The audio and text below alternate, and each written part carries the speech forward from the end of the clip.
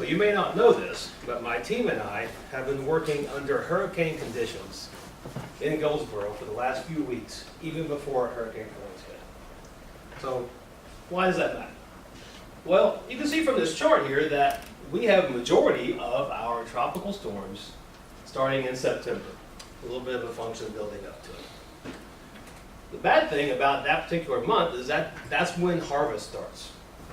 So farmers who have invested inputs, time, diesel fuel, equipment, person hours into creating a crop, this time of year is when the rubber meets the road.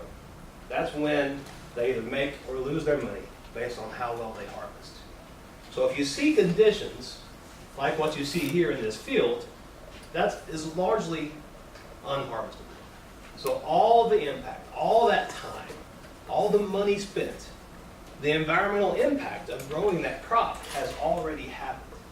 But we get no societal value for that through the foods that we eat or the products that we use, and the farmer loses all that money. So we knew this was a problem. So if you'll notice, these crops are all broken right about the middle of the stalk. So we said we can simulate hurricane conditions. This is a photo from this last week. So we did. And I would argue that we did a pretty good job of mirroring what you see in the field right now if you go around some of our southern counties. The picture in the corner is a digital object model created by flying a drone over the crops that we damaged. You can plainly see the areas where we broke. We broke them at the stem and all the way at the ground, simulating both wind damage and saturated soil damage that would push a crop over at the base.